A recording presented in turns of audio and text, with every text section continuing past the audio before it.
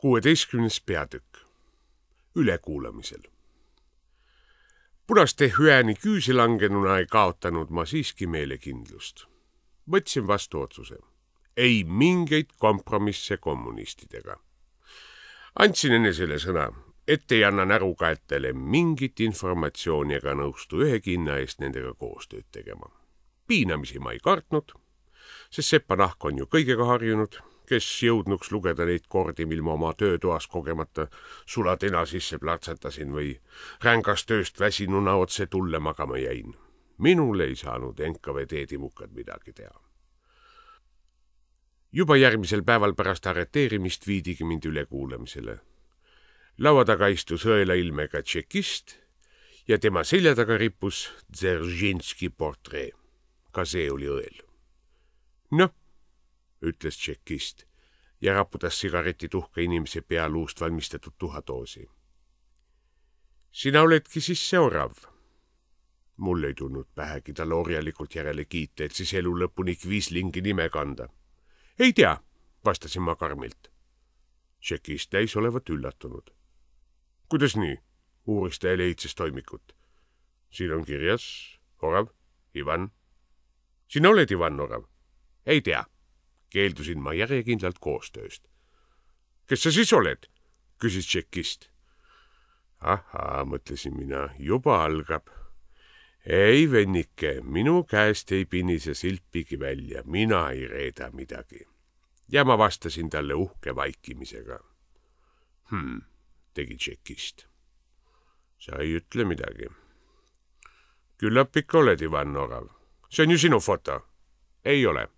Pareerisin mina. Tšekist vaatas nõutult seinal rippuvat portreed. Dzeržinski näis samuti hämmastununa.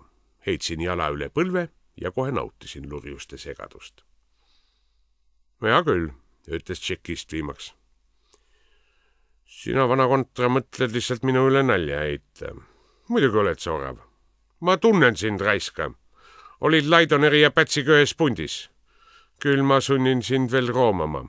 Ma olen kange tšekist. Ei ole, ütlesin mina, laskmata punastel ohjadel aheldada oma suveräänset mõtteviisi. Kuidas? Karjatas tšekist. Et mina ei ole tšekist. Ma panen su praegu lutika kappi. Ei pane, vaidlesin ma vastu. Miks arvad, et ei pane? Karjus tšekist. Miks? Ma muigasin üleolevalt. Te võite mind piinata, aga ma ei vasta sellele küsimusele, ütlesin ma. Tšekist sülitas. Sa oled idioot või, küsis ta. Ma ei reetnud ka selle küsimuse vastust. Tšekist tõusis püsti ja käis närviliselt edasi-tagasi. Nii me kaugele ei jõua, urises ta. Sa oled enda arust hästi kaval, eks ju, aga mul on vahendeid, mis sunnivad sind kõiki oma seatempe üles tunnistama. Sa oled kommunismi vastu, eks ole? Ei ole, ei nõustunud ma temaga. Nagu näete, ei õnnestunud tal minust kohe kuidagi Kvislingit teha. Ei ole, kordas tšekist üllatunult. Sa ei ole ju kommunist. Olen küll. Sa oled kommunist? Ei ole. Just nüüd sa ma ütlesid, et oled? Ei öelnud. Sa oled siga? Ei ole. Tšekist tormas maru viasana mööda kitsukest ruumi. Mida sa möllakas plärised, karjus ta? Ütle, mida sa plärised? Ma ei ütle seda iialgi, vastasin ma. Minust ei saa reeturit. Tšekist võttis sahtlist peoga tablette ning neelas alla. Ta oli näost väga kahvatu. Mine ära, orav, ütles ta. Mine. Sinu koht on Siberis. Ma loodan, et sind puuakse seal esimese kuuse otsa. Mina ei soovi sinuga kauem jännata. Ta pühkis higi ja heitis pilgu raudse Felixi portreele. Ka see oli higine. Värvid olid laiali valgunud ja kogu maal meenutas sügisehtes vahtrapuud. Kabinetti astus tunnimees, haaras mul kraest ja viis raudteejaama, kus seisid inimestest pungil vagunid, mis ainult ootasid vilesignaali, et siis Siberi poole kihutada. Hei, hüüdis tunnimees, mul on siin orav, võtke ta peale. Loomavaguni juht vandus ropult. Sa mine sinna, kus hunt peeretab, ütles ta. Mina vean vangilaagris inimesi, mitte mingeid oravaid. Mine selle rongi peale seal.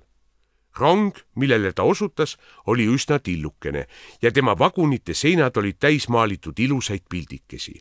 Rongi akendest vaatasid välja kiisud ja kutsud, notsud ja sikud. Kuhu te sõidate, küsis tunnimees. Meie sõidame Türile külla Jürile, vastasid kiisud. Meie sõidame Marja külla, teatasid sikud. Noh, me sõidame siis Siberisse, otsustas tunnimees ja tõukas mu vagunisse. Rong hakkas liikuma, ikka tšuh-tšuh-tšuh, rattad tegid ratata. Kes on rongijuht, küsis tunnimees. Piilupart, vastas üks kutsu. Juba ületasime me Eesti piiri, juba vilksatasid akna taga võõrad stepimaastikud. Rongirattad tegid üha hoogsamalt ratata ja piilupart jäi tukkuma. Edasi läks kõik väga kiiresti. Rong paiskus kummuli. Kiisud jooksid sabad seljas, sikkudel olid sarved segi, 10 kutsud lasksid traavi ja mina põgenesin võserikku. Olin vaba.